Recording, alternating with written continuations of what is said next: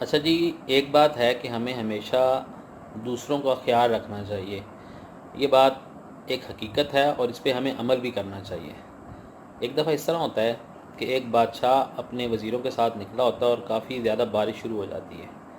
تو جب بارش تھوڑی تھم جاتی ہے تو وہ بادشاہ واپس اپنے محل میں آتا ہے اور رستے میں دیکھتا ہے کہ ایک پہرے دار جو اسی کے محل کا پہرے دار ہوتا ہے، وہ سردی کی اور بارش کی وجہ سے کافی زیادہ اسے ٹھنڈ لگ رہی ہوتی ہے اور وہ کافی زیادہ اس پہ وہ شیور کر رہا ہوتا ہے، کپ کپی اسے لگی ہوتی ہے۔ تو بادشاہ جب ادھر سے گزرتا ہے کافی نرم دل ہوتا ہے، ادھر رک جاتا ہے اور اس سے کہتا ہے کہ تم پریشان نہ ہو، میں ابھی تمہارے لیے کوئی ایک اچھا سا گرم لحاف بھجواتا ہوں تاکہ تمہاری سردی دور ہو جائے۔ ابھی وہ بادشاہ اس سے یہ باتیں کر رہا ہوتا ہے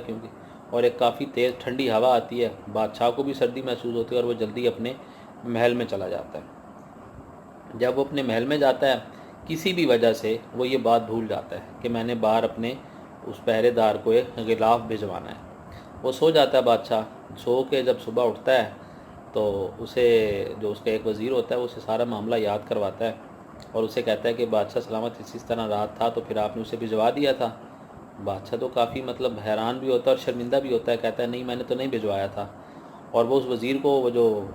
پہرے دار ہوتا ہے اس کو اپنے پاس بلواتا ہے تو اسے معذرت کرتا ہے کہ میں بھول گیا تھا کسی وجہ سے میں نہیں بھجوا سکا۔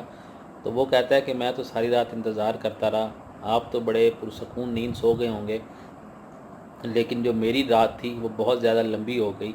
تو اگر آپ مجھے نہ کہتے تو میں کوئی اپنا بندوبست کر لیتا، لیکن آپ نے مجھے کہا تو آپ کی ایک امید، ایک آس کے اوپر میں کھڑا رہا اور میری رات بھی بہت لمبی ہو گئی اور میری طبیعت بھی بہت زیادہ خراب ہو گئی۔ تو حقیقت یہ ہے کہ کئی دفعہ انسان کچھ ایسے وعدے کر لیتا ہے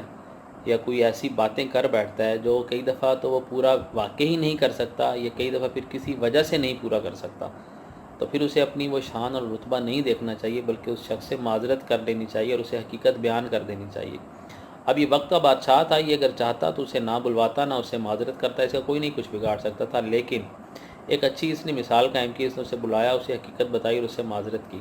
تو ہمیں بھی چاہیے کہ اگر ہماری زندگی میں ہم سے کچھ ایسا معاملات ہو جائیں کوئی جو ہم پورے نہ کر سکیں اور ہمارے وعدے ہم وفا نہ کر سکیں تو ہمیں معذرت ضرور کرنی چاہیے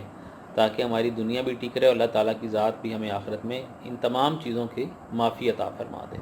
تھینک یو سو مچ۔